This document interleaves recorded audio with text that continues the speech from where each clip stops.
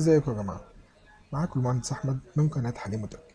النهاردة هنتكلم عن حاجة مفيدة جدا ومهمة جدا للجهاز، ووجودها أحيانا بيأثر بالسلب أو على العمر الافتراضي للويندوز، مع إنها بتفيد جدا للويندوز. النهاردة هنتكلم عن الويندوز أبديت. الويندوز أبديت احنا عارفين كلنا إن الويندوز أبديت بتنزلها مايكروسوفت من وقت للتاني عشان بتعمل تحديثات في السكيورتي وحاجات للويندوز بتسهل علينا التعامل مع الويندوز وبتصلح الباجز اللي موجودة في الويندوز. طيب، النهارده مش كل التحديثات بتقدر تفيدني قوي بصورة كافية او مش بكون انا محتاجها.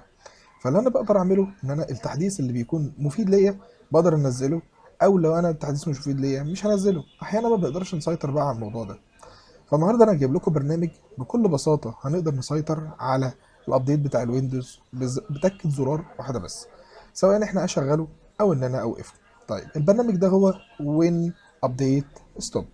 البرنامج ده سهل جدا في التعامل، بقدر احمله بسهوله جدا وفي نفس الوقت بسيط جدا. تعالوا نشوف البرنامج ده بيقول ايه النهارده. البرنامج ده مجرد ما افتحه بيظهر لي الشاشه اللي قدامنا دي، بيكون فيه enable و disable. enable دي يعني الويندوز ابديت هيبقى enable، كل ده بتكة زرار، مجرد ما بدوس عليه بيبقى enable. طبعا انا هنا موقف الابديتس بتاع الويندوز عشان انا بحب احافظ على العمر الافتراضي النسخه شويه، وطبعا لما بنوقفه بيطول معانا عمر النسخه، زائد ان مساحه السي ما بتتمليش بسرعه زي ما بيكون الابديتس شغال، وزائد كمان ان الابديتس بتستخدم من باقه الانترنت كتير جدا، فبالتالي بتاثر على الباقه وبالتالي بتخلص الباقه بسرعه، وبالتالي بنضطر نجدد الباقه مرتين وثلاثه في الشهر. فوقف الابديت السيستم ابديت دي والويندوز ابديت ده بيفرق كتير معايا كمساحه للهارد وكعمر افتراضي للويندوز وفي نفس الوقت كانترنت.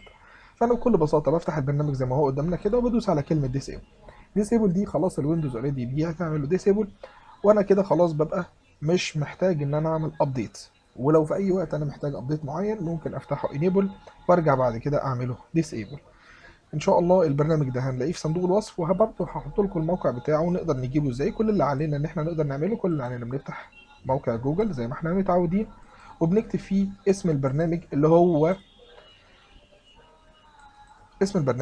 الوين سيت اب.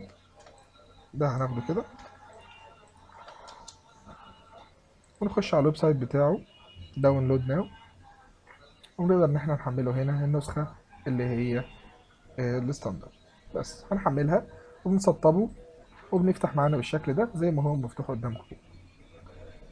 ان شاء الله كل يوم هننزل معلومة جديدة عن برنامج شكل، وان شاء الله هيكون بيفيدنا كلنا.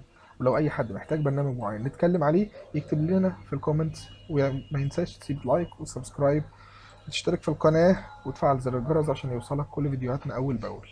اشوفكم على خير في حلقة جديدة. شكرا والى اللقاء.